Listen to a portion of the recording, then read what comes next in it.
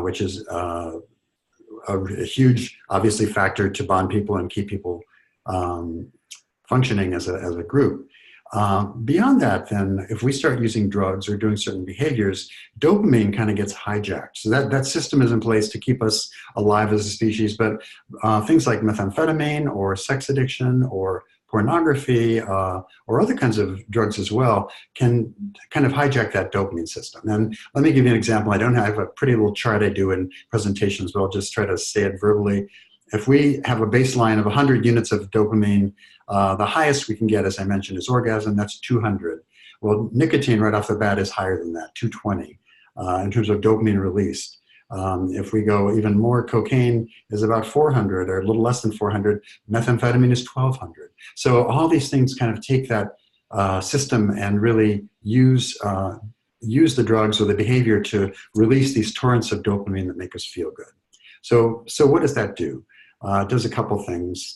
I'm going to talk about 4 of them tonight. It does a lot more than that. One, it really anchors that rush of intoxication, because dopamine is all about desire, about wanting and wanting more. When your dog salivates, if it's associated with a cookie or something, that's dopamine at work. And dopamine plays the same role in addiction by making us want, making us desire. So, for example, if some of the gay guys I work with are on an app and they're looking for sexual connections, and they've used drugs in the past with that, their brain will start to act as if and feel almost that they're intoxicated already, even though they haven't used the drug or ingested the drug itself. It's just the sheer role of dopamine in creating this desire. So the first thing is that effect of anchoring that heightened state, like, wow, this is something I need to do again. And really off the first time, people often get that with this great rush of dopamine from whatever it is. It can be sex addiction, drug use, other kinds of behaviors, pornography, as I mentioned. And it seems like after that, they're constantly trying to capture that first time without success, I might add, often. The second thing that dopamine does very effectively is it heightens the desire. It amps up the desire. So if we have people who are using amphetamines along with sexual behavior, and they associate those two, we find that their sexual desire gets really heightened in a big way. And the same thing goes with other kinds of behaviors where the salivating, if you will, the desire for those behaviors really gets to a very high level and can be very disconcerting. And that becomes one of the biggest problems in getting clean and sober from whatever the behavior or drugs may be, because that longing for that can really persist, in the case of amphetamines, for months. So that's a big problem. The third thing related to dopamine is what we call tolerance. Tolerance simply means that you need more of the behavior or the drug to get the same effect. And so we see people starting to escalate, not only in terms of the maybe quantity of drugs they take, the type of drugs, the intensity. Sometimes they go from smoking to injecting. There's kind of an amplification of that. If it's a behavioral issue, sometimes they get into more taboo behaviors or riskier behaviors, taking more chances just to get that same rush, because the same old thing doesn't do it. And very quickly that tolerance develops. And that's a role of dopamine. And the fourth thing I was going to talk about is just this fusion that occurs. As I mentioned, dopamine's role in our biology is to fuse behaviors that are good for us as a species and give us that good feeling. When dopamine system is hijacked with drugs or behaviors, that system starts to fuse things that shouldn't be fused. So for example, in my book, I talk a lot about the fusion of sex and amphetamines, and those two become really inseparable, and even neurologically, they kind of become wired together. So it's very difficult to separate. The same thing happens with other kinds of sexual behaviors that are associated with certain places, certain times, certain ringtones.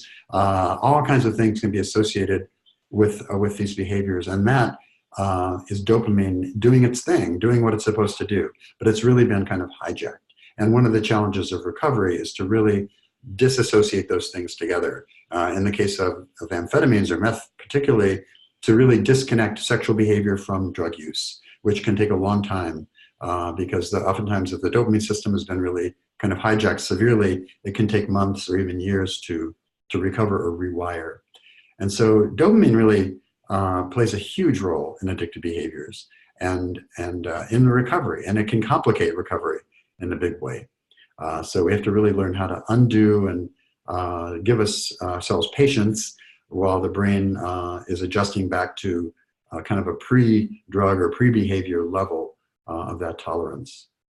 So that's a quick overview of dopamine. I don't want to make it too technical. I'm open to any questions, or I can just keep talking.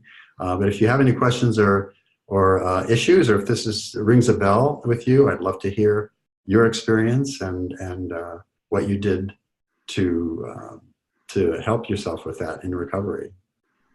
While people ask or formulate their questions, again, use the Q&A feature. That's the easiest way to ask a question. Please do so. This is a webinar for you so that you can learn about what you want. It doesn't have to be dopamine related, but while you formulate questions, I have a dopamine related question. And it has to do with, in particular, sex addiction. Sex addicts talk about being in the bubble, that's the high of sex addiction as opposed to orgasm. How does dopamine relate when they're in the bubble versus when they're having an orgasm or actually having sex? So yeah, dopamine is active at work in that situation as well. And so when people are in the bubble, or people are kind of edging on that behavior, kind of riding that crest of that wave of the high, the sensation, in a way, what we would say, kind of titrating the amount of drug or behavior to just kind of keep in that bubble, that's definitely dopamine at work. The difference is that instead of a big release and burst of dopamine, which happens with orgasm or with certain kinds of drug behaviors, for example, that's just kind of like turning the faucet on the sink and letting it kind of flow, but it's not a big burst. It's more of a gradual flow. People can kind of ride that wave. And so they'll kind of know their own reaction. Oftentimes people will temper the behavior with maybe drugs or cut back or amp it up a little bit with more risk. But it's all about still the dopamine in that situation as well. Just the difference is that it's more of a gradual release of dopamine over time that keeps that going. And then that dopamine sort of low level higher, but still above baseline, as with alcohol or drugs or whatever, it's used to sort of detach from, emotional pain or stress or anxiety for an extended period. And that's really the goal, at least for me. If anyone's wondering, I'm a recovering sex addict.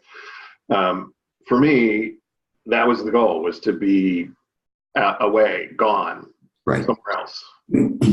Right. And that's totally true, however you're accessing that dopamine system, whether it's through behaviors or through drugs, is that it's an incredibly powerful way to numb or disconnect or dissociate from different kinds of uncomfortable feelings.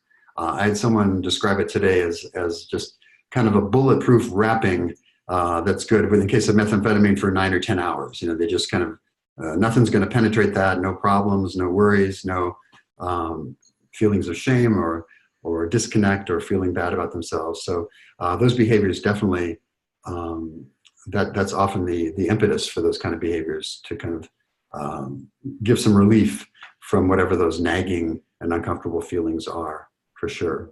And then when the drug wears off, or the sex addict actually, masturbates or, has sex with somebody, has an orgasm, that really, that escape ends, and then it's like, and they feel worse. I mean, in my experience, and suddenly I wanted to launch right back into it. And for me, sex addiction and alcoholism and drug addiction had nothing to do with sex or drugs or alcohol. They had everything to do with escaping. Right. And that too is if you look at dopamine levels, when people are in those behaviors, they're high, they're spiked, but a lot of those behaviors do cause ultimately this big release of dopamine, and the brain can get depleted. So we lose our supply of it, if you will, through these behaviors. And that in turn causes a real depression. And that's compounded in the case of sex addiction or even drug addiction by that cycle of shame afterwards. What have I done? And maybe throwing away time, and maybe doing the same behavior, feeling bad, hurting someone you love, all that, the kind of stuff, the remorse that goes after the behavior is aggravated by this release of dopamine. And in fact, it's one of the most powerful phrases I've heard to describe that is by meth users who typically party over a weekend. They start Thursday, Friday, partying hard Saturday, start to slow down, Sunday, and Monday they're really kind of hungover, and Tuesday they call suicide Tuesdays. And it's that the dopamine is so gone from their system, they've used it all up, that they're really depressed and in some cases suicidal. And without dopamine, without adequate ways to distribute dopamine in our system, we really have a hard time regulating our moods. So we will be depressed, we'll start to cry out of nowhere, it'll be very difficult to experience pleasure, feel good. And the problem with amphetamine and sex addiction both is that that dopamine system takes a while to recover. And so people can be following their recovery plans and absent from the drug, but still not feeling very good. Still not feeling pleasure, still not feeling great. And that can go on for months while that dopamine system kind of rewires and patches itself. And for the partner of an addict, that can be kind of a miserable experience, I would think. Having an addicted partner who's suddenly sober, which is great, but he or she is, kind of not very pleasant. Right. And I think that's where kind of patience and tolerance and a gentleness is really necessary, because it's not just a matter of people being difficult or stubborn, or there's really kind of a brain issue there that as the brain kind of rewires, people can get distracted easily, people can't concentrate, people kind of have minor traffic accidents or household accidents because they're distracted, they're not paying attention very well. A lot of people have trouble reading or concentrating, doing, it's like after you have anesthesia, you're not supposed to sign, a mortgage that same day or something. It's that same similar thing where you shouldn't really make major decisions early on, because it's really a difficult thing to concentrate and focus clearly. But you're right, for the partners, it is very frustrating and can be, I think, discouraging over time, because I think that oftentimes that recovery moment is what people have been looking for, and even if the behaviors are right on track, it does take a while for that mood to improve. And that again, where I think patience is important, understanding. And actually, Scott, that's one of the reasons I wanted to talk about dopamine, because sometimes people don't understand a lot of the symptoms they're experiencing, even in recovery, or even mostly in recovery, are related to dopamine and the system that's been damaged, and how it is the recovery, the process by which it recovers. So it's important to understand that sometimes, in the old days, back when I started working on addictions, we used to really confront addicts, and I'm a recovering addict too, and a lot of denial, there were slogans in AA back in the day, the door swings both ways, you need to go out and do more research, and basically telling people if they hadn't hit bottom, or if they had any doubts, they needed to go back out. And I think, at least with today's drugs, with opioids, with amphetamines, with other kinds of behaviors, that's really, there's a lot of people that don't come back from that. So I think we need to understand people aren't necessarily being difficult or in denial, and there's some of that, of course, but a portion of it at least is the brain kind of being muddled, and it's like being kind of hit in the head hard repeatedly. You're kind of stunned, and I think it's difficult in recovery at first to move past that. But that's where really being gentle with oneself is, and having patience. And there's nothing worse than kind of slow progression. And from the addict's point of view too, if they're doing everything right, and sometimes it's a very difficult thing to get through a day without acting out or without using, and they're still not feeling better day after day, it's very discouraging. Okay. I see we have a question here from one of our attendees. Don't all things we enjoy give us some dopamine? So all processes that we enjoy give us a hit to a point.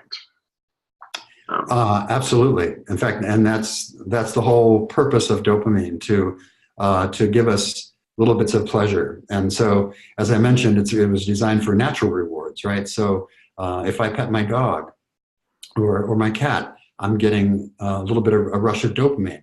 It feels good.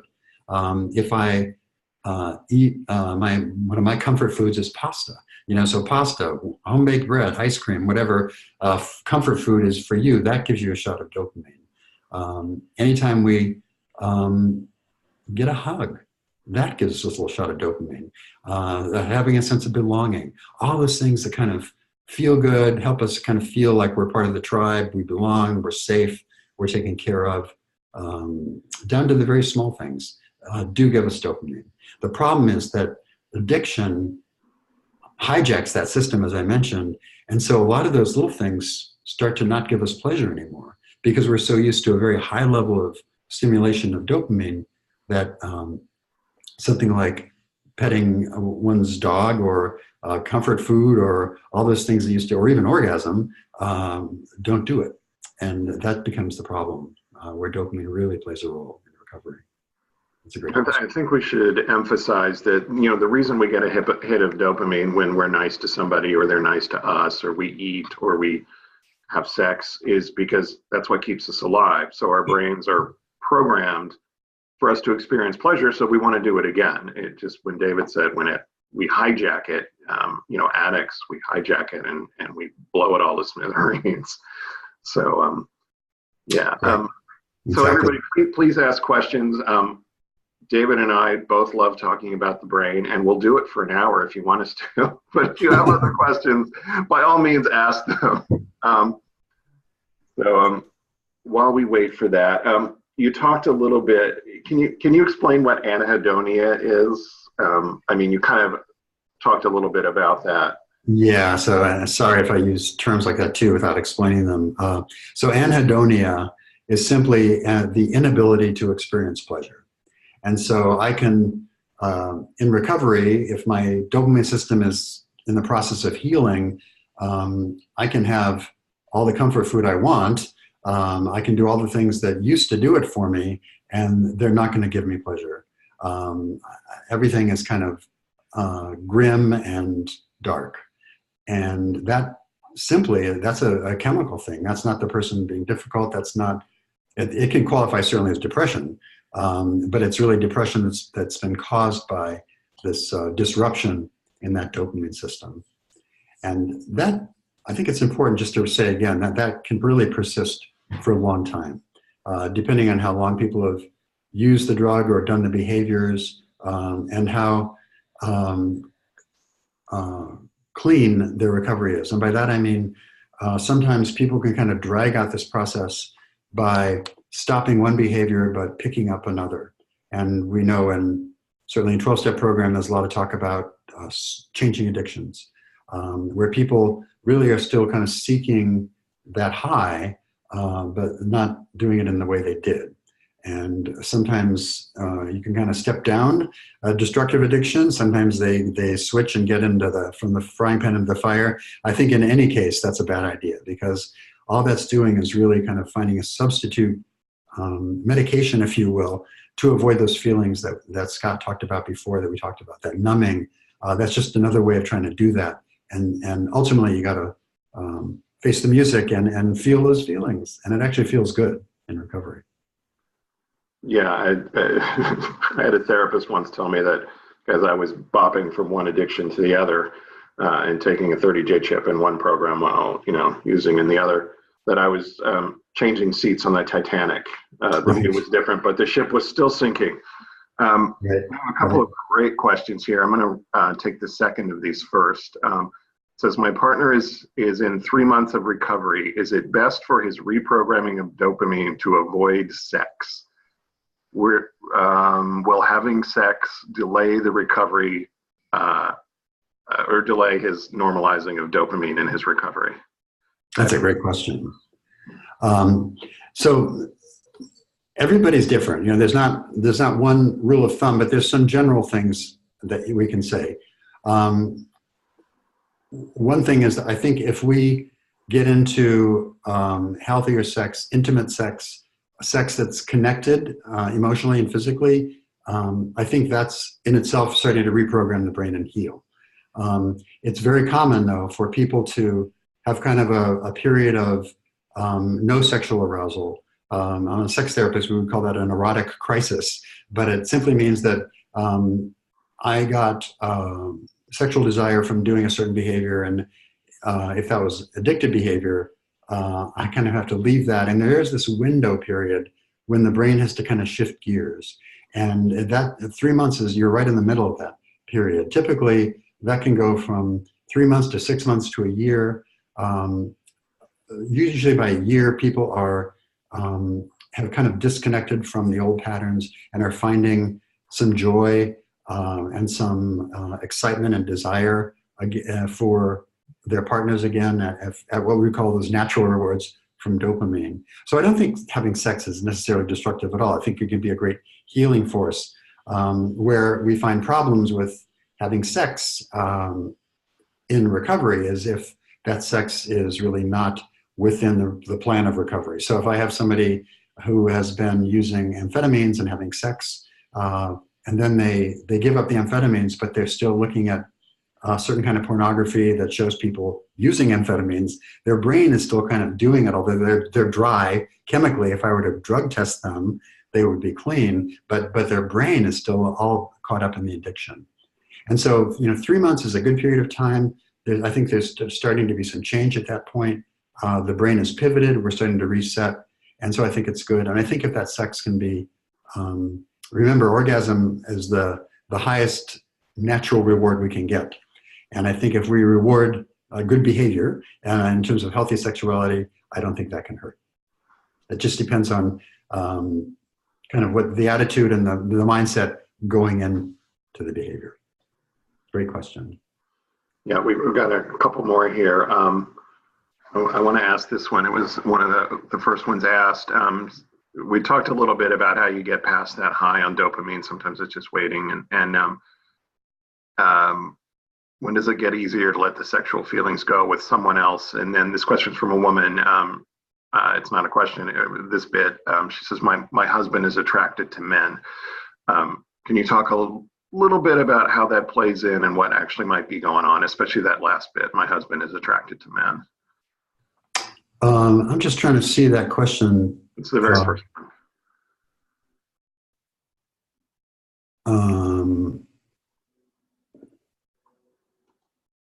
Okay, let me just read it again.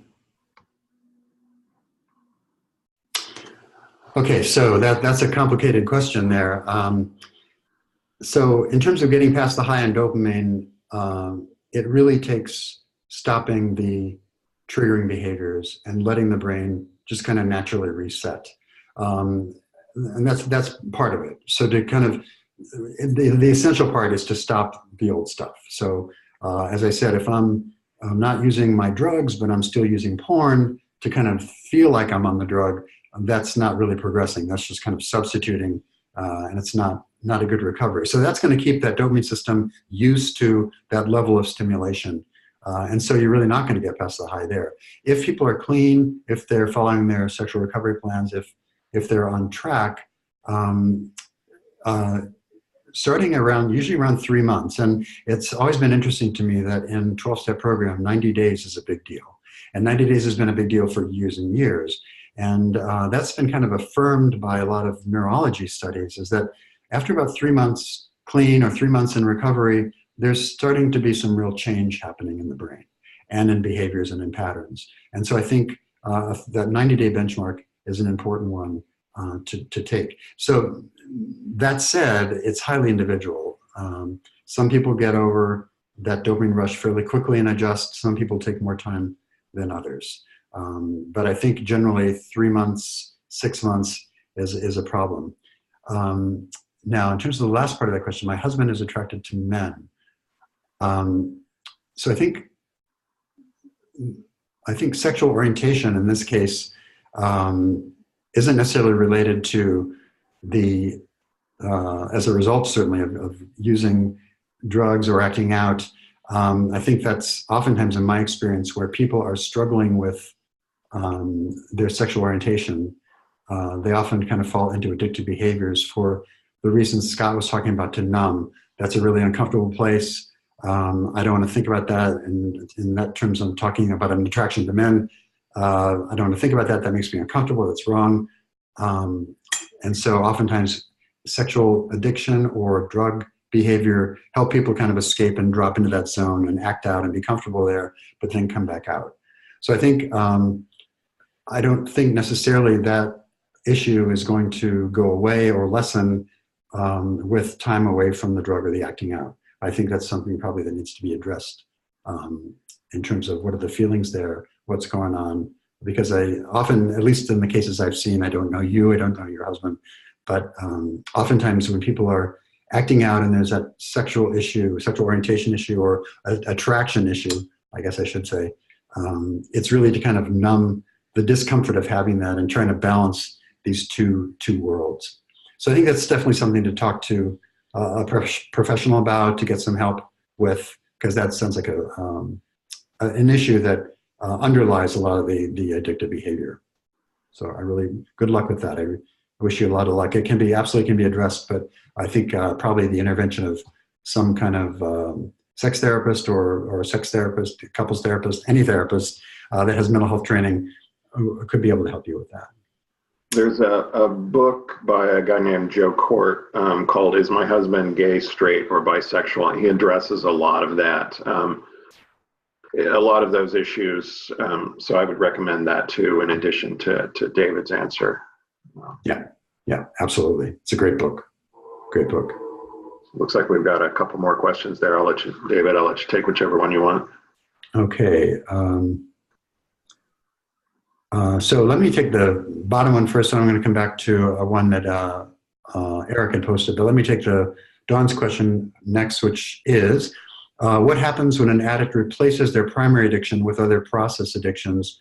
Does the addiction fester, survive? How can you tell if you've replaced your primary addiction with another process addiction? So to define for people that don't know the language there, process addictions are addiction or addictive behaviors that aren't necessarily with a chemical, with a drug. So it's not an alcohol thing, it's not an amphetamine thing, it's not an opioid thing, it's a behavior. And so process addictions include sex addiction, gambling, different kinds of shopping, exercise, other kinds of compulsive behaviors that do the same thing we've been talking about this evening, which is to kind of get a charge, get a release of dopamine, and make people feel good.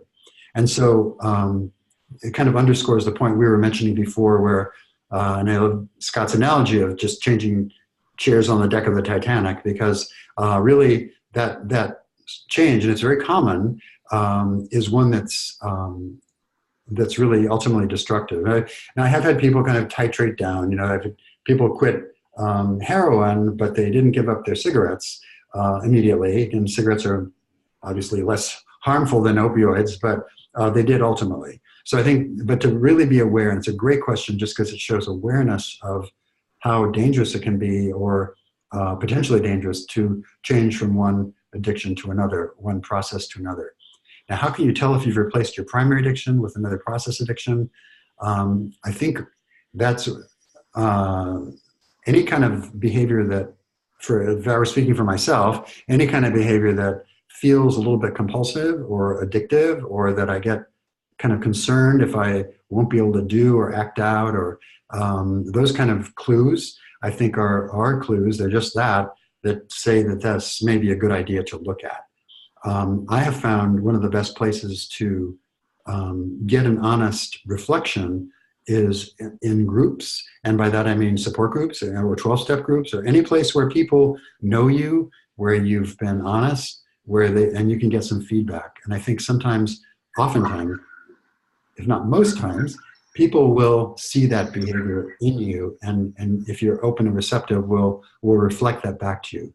So I think sometimes, I guess that's a long way of saying, I don't always trust my own judgment on those things, because sometimes I can really talk myself into thinking, gee, I'm doing fine with this. This is not a problem. It's not like the other thing. And sometimes, and if not often, we can really fool ourselves. So I would recommend putting it out there at meetings, and seeing kind of feedback people give. Now, keep in mind, too, a lot of addicts, secrecy is a big deal, very common with addictions. And so I find even often with people going to meetings, people even in my therapy office, it may take a while for them to reveal all the things they're doing. So I would also encourage anyone in recovery to really kind be open, be vulnerable, and because the secrecy is not doing you a favor, it kind of keeps those things locked away where they're continuing to cause some unmanageability. So that's a great question. I want to get back to the question that Eric posed quite a while ago now. I feel that I've traded my sex addiction for hobbies or shopping. I'm almost OCD or obsessive compulsive with things. How do you recommend finding the balance? I think that is a really common reaction in recovery where people kind of, if you use the idea of kind of running at the end of an addiction or at the bottom, hitting bottom, people are really moving fast. It's time consuming. They are really devoting a lot of time and energy to kind of keeping this thing in control. And it may be kind of keeping their lives together, keeping their stories straight, keeping their supplies going, managing all the kind of chaos that goes with the addiction. And so I think if we come and stop the behavior, we're used to kind of operating at these high speed. So I don't think it's uncommon for people to kind of swap things that are clearly healthier. Oftentimes it's exercise, and sometimes it's less healthy, like maybe overeating. It's not unusual, for example, in AA for people to just swap and use sugar. In fact, in the big book, they talk about using sugar to control alcoholic urges. And so I think, you see people gain weight, which, by the way, scientifically, that weight is lost fairly quickly, just after cigarettes. People gain weight in cigarettes, but they tend to lose it again. So it's not something to get freaked out about. But I think those kind of behaviors are a way to keep that brain's dopamine system engaged. The problem is that we can get really out of balance. And so it's not unusual. You mentioned shopping. It's not unusual at all for people to get in credit card debt because that expensive pair of shoes or luggage or hat or clothing, whatever, it gives you a little burst of dopamine, at the cash register usually. And by the time you get to your car, it's kind of done, but you have the credit card debt still. So I'd be cautious about those process addictions. It is normal to kind of want to do something about them, change. So I really recommend healthier changes, and exercise is one.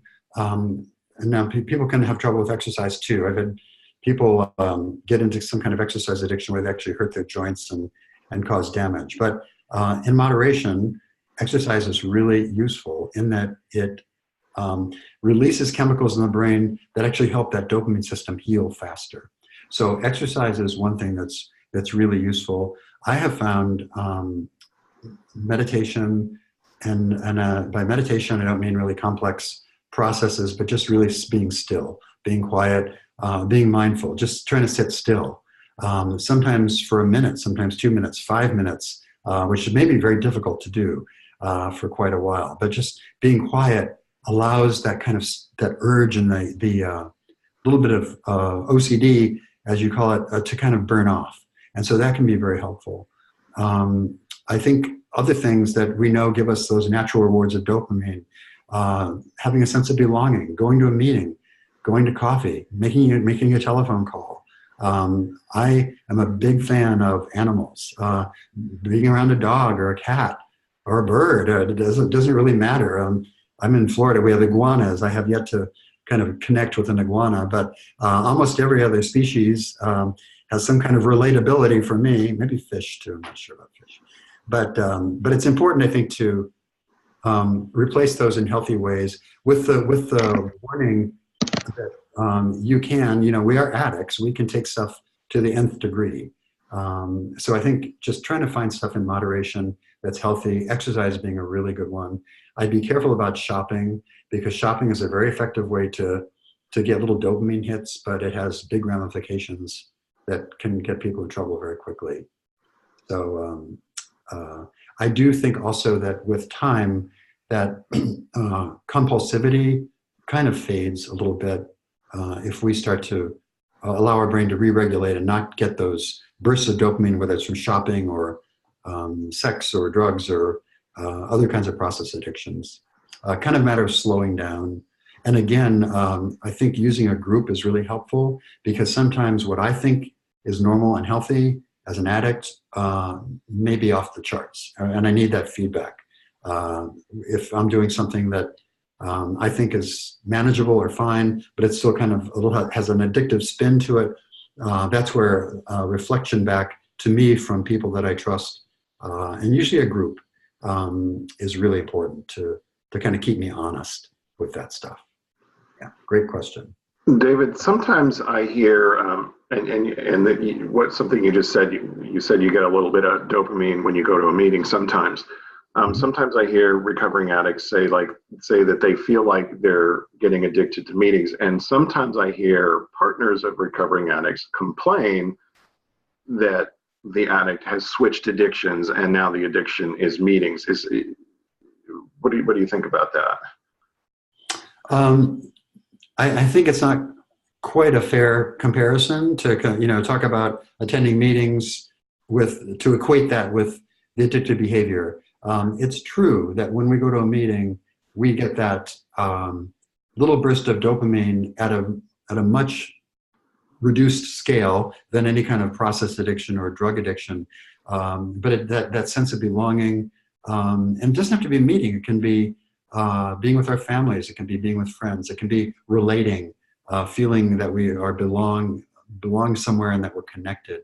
So I think, yeah, that's true that we get dopamine. I wouldn't call that an addictive thing. I think that's more of a allowing the brain to reset back to those natural rewards, things that give us pleasure, the little things that give us pleasure, that when you're in an addiction, the little things just don't cut it. I understand the frustration of partners who kind of feel they have their partner back and then suddenly they're gone again at 12-step meetings and support meetings. I would just, again, ask for, I think, some patience, because I think that's a really important process that people need to go through.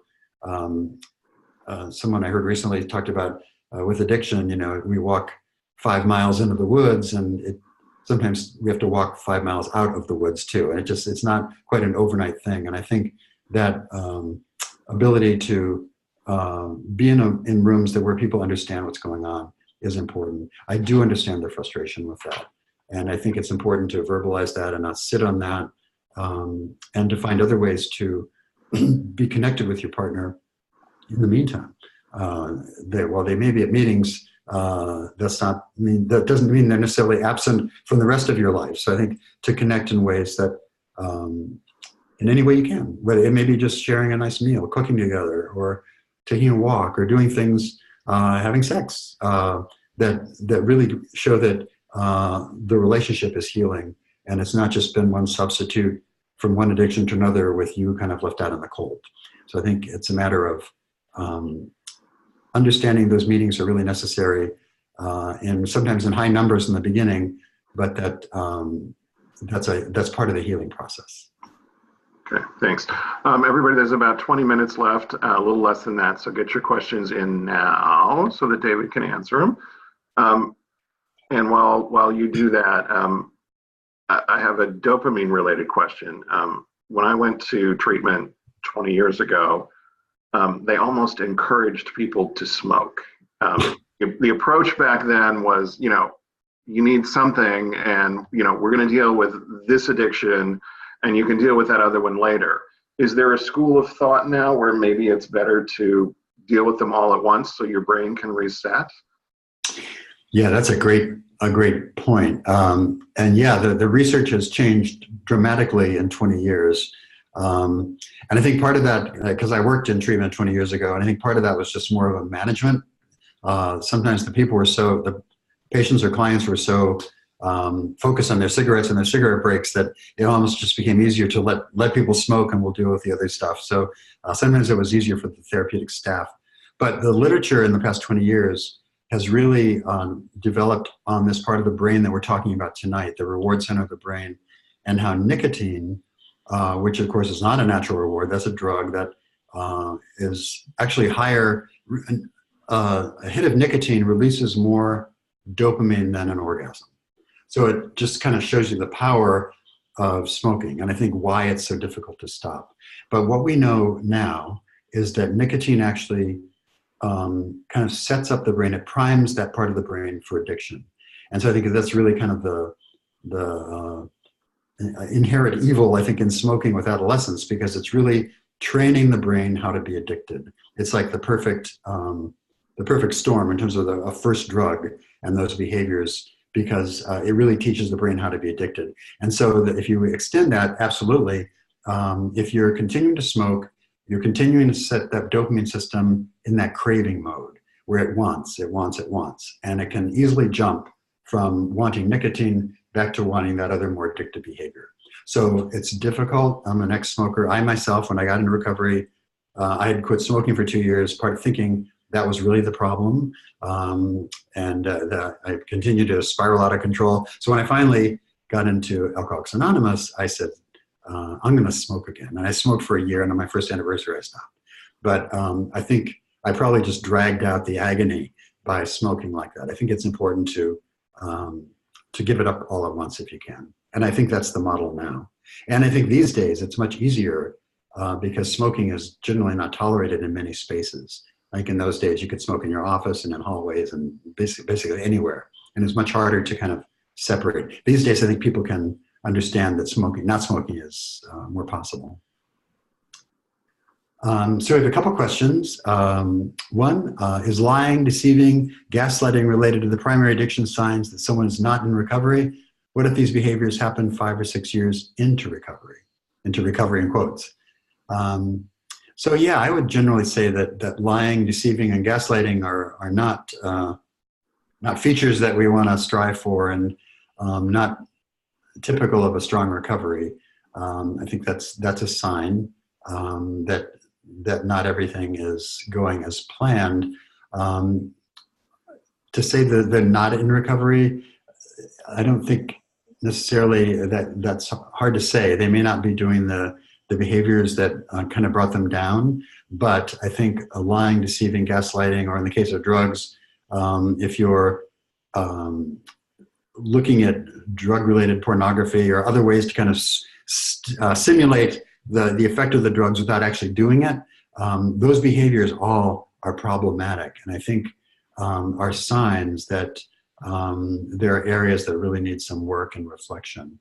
So I think those are problematic signs. Now, if I see those in someone 5 or 6 years in recovery, I'm even more concerned because I can't really think of a situation if people are living in integrity where lying or deceiving is part of that recovery process. So I think that's something that does probably need to be addressed, that is as a concern. There would be a concern to me because that's a sign that something needs to be worked on there.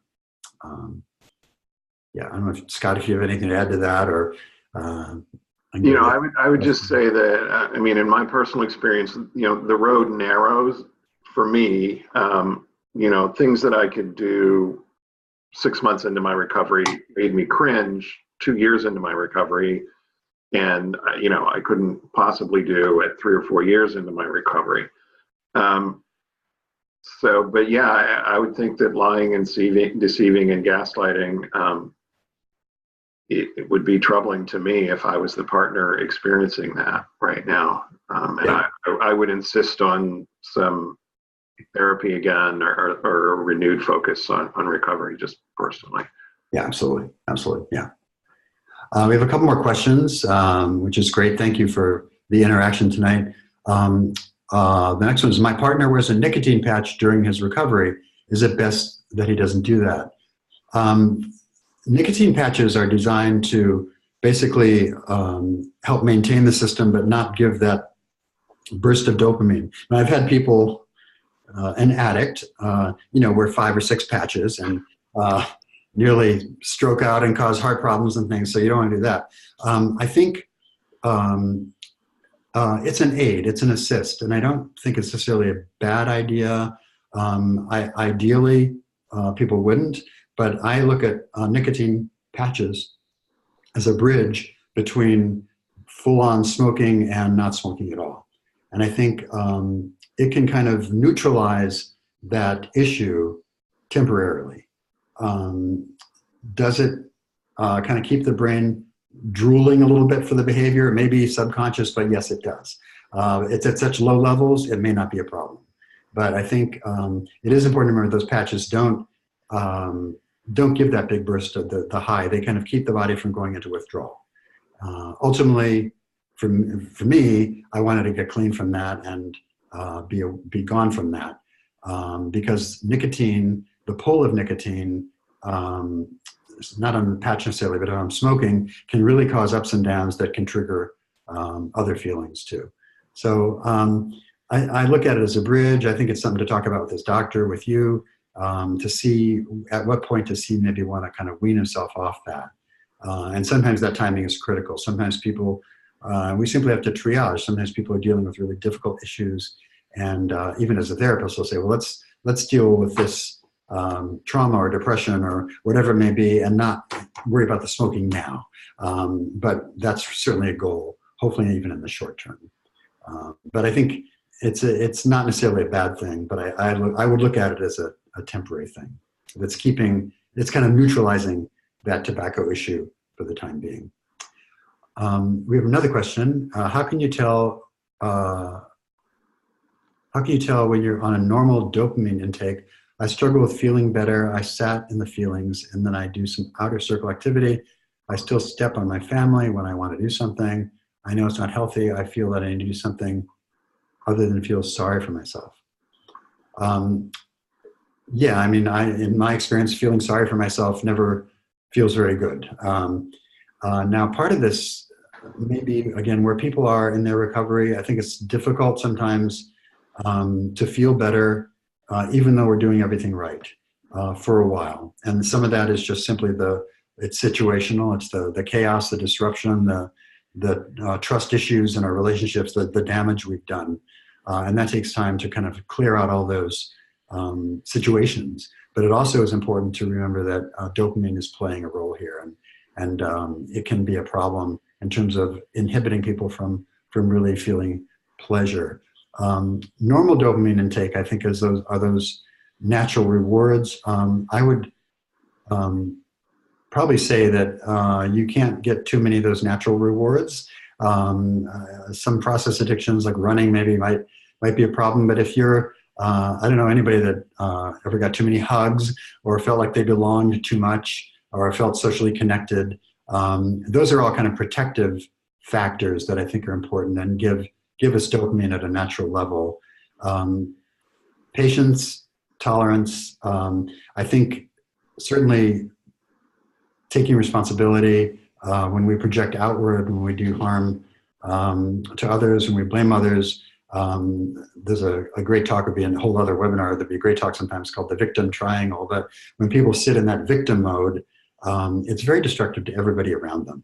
And I think that's something that addicts sometimes fall easily into in recovery, early recovery especially. I think kind of feeling a little bit sorry for themselves, feeling a lot of blame going on. I did this because X, Y, Z.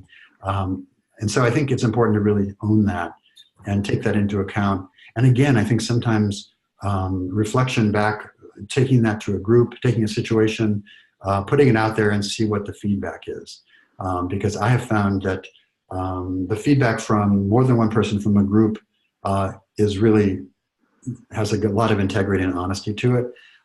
Sometimes if we relate just to one person, even a therapist, it can be a little distorted. Maybe we don't get all the facts. So I think taking responsibility, not feeling like a victim, not feeling sorry for yourself. And I think it's also important to know how the brain is wired, in that if we say, okay, I'm not going to feel sorry for myself, you're still kind of you're stewing in that sorry for yourself, even though there's a not in front of it, you decided not to do it, but you're still focused on feeling sorry for yourself. So I think what we know about brain science now is that we need to substitute a positive. So you can't just say, don't do something. You have to say, do this, do something else. And so I would just make it part of your recovery plan. If you start to feel like you're feeling kind of sorry for yourself in that victim mode, stepping in your family, I think it's important to really sort of take responsibility for that and then do something else, make a call, pet your dog, take a run, journal. There's all kinds of things to do that are positive. Say some affirmations, do some meditation. One great thing I think, just as a quick way to kind of break the bubble, if you're in that, is different breathing patterns. So for example, there's a breathing pattern called 4-7-8 breathing, where you inhale for 4 counts, hold it for 7 counts, and exhale over 8 counts. 4, 7, 8. And if you do that like 4 or 5 cycles, it physiologically changes the mood. And it kind of gets people out of that zone. And also, it's a distraction. If you're counting 4, 7, 8 breathing for 4 cycles, the brain can't focus on other stuff. And I think if we break that chain of compulsivity or worry or feeling, it's important. The other thing I just want to say about feelings, I know we're kind of running out of time here in a few minutes, is that it's really important, and I think addicts are terrible at expressing feelings in a healthy way. And I think one of the challenges of recovery is, first of all, identifying feelings. For me, I had like things were bad or good, and mostly bad, and kind of black and white. And I think with more recovery, you start to have shades of gray. It's almost like learning a new language to name these feelings. I like to look at where am I feeling this in my body to help me identify it sometimes. If I'm feeling this churning in my stomach, gee, what could that be? Well, maybe I'm angry, but I'm not even aware of being angry, but I'm getting a physical response. So understanding those feelings and then doing something with them, expressing them and releasing them. And I think sometimes as addicts, we have this belief that if we do release our feelings, it's going to be totally destructive or harmful, and obviously we have to take the responsibility of releasing them in a healthy way, but it's absolutely essential. Part of my job as a therapist is helping people go back and release feelings that they held on to from years ago. And that's a lot of the work of therapy is helping people recognize those feelings, because they continue to sit there and cause problems unless we own them, release them in a healthy way, and move on. I would add to David's answer, just from my personal experience, the first year plus of recovery, I was having, the same issues that you're experiencing. My system had not reset, and I was finding it hard to enjoy things. And, I just kind of had to act as if, I don't know if you're in sex addiction recovery, but if you are, you probably have the 3-tiered plan of, bottom line, don't do this, slippery stuff, and then healthy stuff. And I had to carry my list of outer boundary healthy behaviors with me, and I would pull it out of my wallet when I was feeling like crap, and I would do something on that list. Now, I struggled to enjoy it, and I knew when I made the list, these are things that I used to enjoy. And I just kept acting as if, and somewhere along the way, somewhere between year 1 and 2, I realized that I was actually enjoying, reading books and playing sports and going to the movies and things that, I didn't enjoy in my addiction and I didn't enjoy in my early recovery. And suddenly life was better. So somewhere my system did normalize. So please hang in there. It will happen. Yeah. And I'd add one thing to that too, that I think it's really important for people in recovery to have compassion for themselves. And I think that's sometimes difficult because we often do a lot of things that are harmful and hurtful to other people. But I think until we kind of can relate and forgive ourselves, it's really hard to kind of move out of that sometimes. And I know a lot of other people are hurt besides the addict that also need a lot of empathy and understanding and connection. But I think that one of the healing processes that happens in that first year typically is to help the addict feel good about themselves and believe in themselves, and that really provides some impetus to continue the healing. Okay, everybody, we are out of time. So I want to thank David for being with us tonight and sharing his expertise, which is extensive. I want to thank everybody for attending. If you have a specific question and we didn't get to it, you can contact us via the website. There's a contact us button. We'll get back to you usually within 24 hours. I also want to let people know that there is a ton of information on the website beyond just blogs and articles. There are podcasts. David has a blog that went up yesterday. He has one on gratitude, and I cannot remember yesterday's topic. It's different recovery skills, kind of 5 essential skills for recovery. Thank you. Yeah. He's regularly blogging about topics related to recovery, they're fantastic. We have a couple other bloggers who are equally good. We have daily inspirations, all kinds of things, videos. So check it out. Our next session will be Monday. Rob Weiss will be back. I think that's 6 p.m. Pacific, 9 p.m. Eastern. And David will be back 2 weeks from today. Right. So anything else you want to add, David? Just, to really underscore, I see we had just had a comment here. This is a long-term process. And so patience and love, I think it goes a long way here, and being gentle with everybody involved. Yep. All right. Thank you, David. Thank you, everybody, for attending. We'll see you with David in 2 weeks, and hopefully we'll see you with Rob on Monday evening. Like I said, contact us if you have any other questions, and we'll see you on Monday. Okay. Thanks, David. Thanks, everybody.